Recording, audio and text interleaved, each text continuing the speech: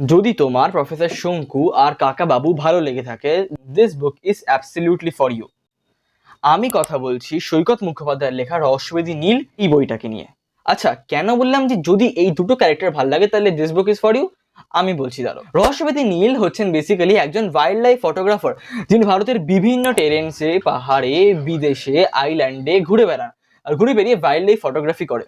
কিন্তু তিনি তার ওয়াইল্ড লাইফের এই জার্নির মধ্যে মাঝে মাঝে এনকাউন্টার করেন এমন কিছু ভয়ঙ্কর জিনিস যেটাকে শুনলে মাঝে মাঝে সুপার ন্যাচারাল মনে হবে কিংবা মাঝে মাঝে মিরাকেল মনে হবে। ফর এক্সাম্পল, হিমালয় সে দেখতে পায় বরফের মধ্যে বড় বড় ব্যাঙের পায়ের ছাপ। অ্যাডভেঞ্চার আর সাইফাই প্রেমীদের জন্য এই বইটা দারুণ।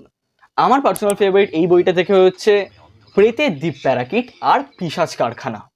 ঘটনাচক্রে সে যে ইভেন্টসের মুখোমুখি হয়ে পড়ে সেটাকে আপাত দৃষ্টিতে সুপার ন্যাচারাল মনে হলেও সে তার সায়েন্টিফিক ব্রেন দিয়ে সলভ করে বের করে যে এটার পিছনে পসিবল রিজন কি হতে পারে। নীল ক্যারেক্টারটা কিন্তু আমার সত্যি দারুণ লেগেছে। এই বইটা পড়েছো কিনা আমায় কমেন্টে জানাতে ভুলবে না। ভিডিওটা ভালো লেগেছে কিনা সেটাও জানিও, আর তোমাদের কোনো রেকমেন্ডেশন থাকলে সেটাও জানাতে ভুলো না। ভিডিওটা ভালো লাগলে লাইক আর শেয়ার করতে ভুলো না, আর এরকম আরো বই রিলেটেড কন্টেন্ট পাওয়ার জন্য চ্যানেলটাকে সাবস্ক্রাইব করে দিতে ভুলো না। Thank you for watching.